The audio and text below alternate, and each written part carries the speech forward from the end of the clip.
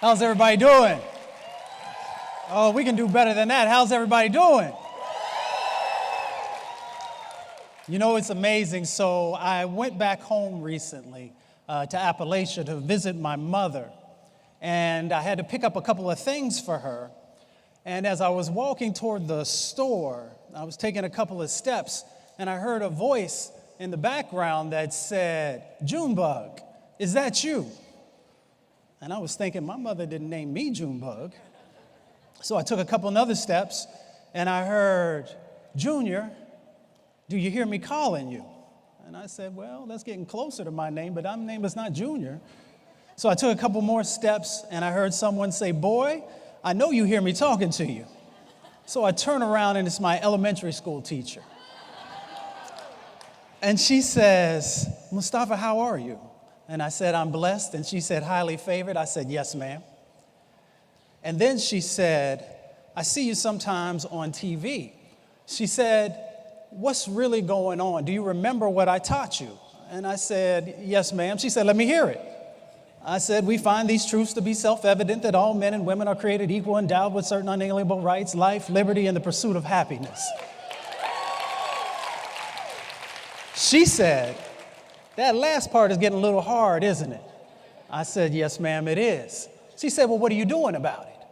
I said, "Well, at the Hip Hop Caucus and with a whole bunch of other folks, we booted Pruitt." I said, "We are wheeling out Wheeler." She said, "Well, what are you doing with Zinke?" I said, "Well, I don't know. We're getting slinky with Zinke." I didn't know what to say. I was running out of words. She said, "Well, maybe what you need to do is you need to call up Olivia Pope." I said, "Okay." She said, "You got her phone number, don't you?" I was like, "No, but you know, you can't tell your elders everything like that." She said, "Because you need gladiators for change." Y'all say gladiators for change. Say it one more time like you mean it. Gladiators for change. So she said, "You know Mrs. Jenkins down here at the end of the block who has the beauty shop?" She said, "She's a gladiator for change." She said that Miss Jenkins had a problem where the coal trucks were coming and idling beside her shop and the emissions were coming in. So Mrs. Jenkins understood the power of her vote. And she would take and get a number of the ladies who came into her shop to agree that they would vote. So she took that list down to the town hall and said, "I need your help. And if you don't give me the help, then we'll find somebody else who can." Y'all say, "Go ahead, Miss Jenkins." Say, "Go ahead, Miss Jenkins." So as I was walking away, I heard her say, remember James Baldwin, when he said that if you love me, then you have to raise your consciousness and address the things that people don't see. So I started to think about the power of our vote. I was thinking about environmental climate issues, healthcare related issues, gun reform, and how it all comes together. So you guys do me a favor. Everybody take a deep breath in. Let it out. You know, the power of your vote can change that dynamic because in our country, 200,000 people die prematurely every year from air pollution. You have the ability to make change happen if you utilize your vote. Places like the Manchester community in Houston, Texas, when you go there and you roll down the windows of your car, you feel like you're breathing in gasoline fumes. But we have gladiators for change in Juan Paras and Brian Paras with Tejas, who are helping to make real change happen. But they need your help with your vote.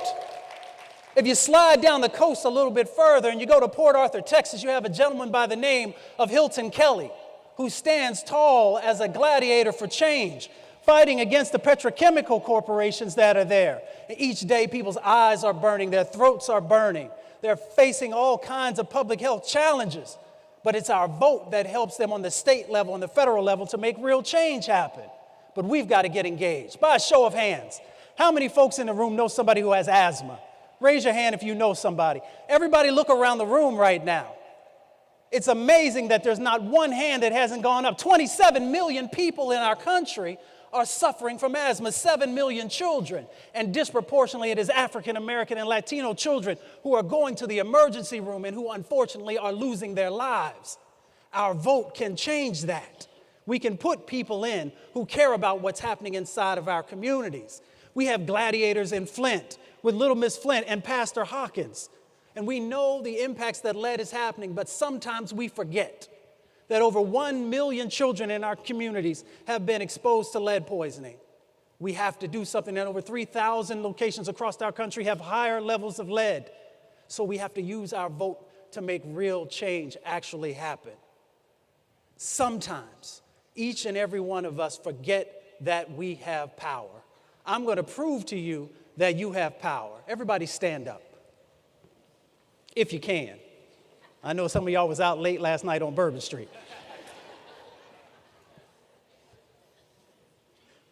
How many people in the room remember the Women's March? So there were a whole bunch of men who said a million women will never get together. And sisters said, oh yeah, I got something for you. So not only did women march, but they took that energy back to their homes, to their communities. And now we have folks like Stacey Abrams who's running for office. Alexandria Ocasio-Cortez who's running for office. Thousands of other women across the country are saying, if you won't handle your responsibilities, we will, and we'll make real change happen. That's power. We also remember the Science March, don't we? Now, I'm going to tell y'all something. I know a whole bunch of scientists, and some of them came out their labs a little shaky like in the beginning. But they came out. They said, come on, it's okay, come on, come on. And then they began to march. And they began to march against an administration that says that science isn't real because they're trying to weaken policy. And they know if they can weaken policy, then they can affect what's happening in our communities and continue to create chaos. So they marched and they took the energy back to communities and said, if the federal government will not do what it's supposed to do and abdicate its responsibilities, we will fill that space. And we will make sure that truth and honesty in science is moving forward. And then we've had Black Lives Matter, where we've had young men and losing their lives to police violence, but people have come together.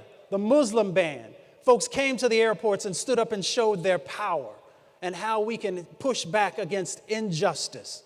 And then we also know recently we had the Youth Climate March. This is 0 hour. Young people saying that if you will not do what's right to protect our communities, we will. And build an intergenerational process that protects all people. That is power. And that is tied to our vote. Everyone do me a favor. Take the hand of the person on the left hand of you. Grab the person on the other side's right hand. Yeah, y'all should have washed your hands before you came today.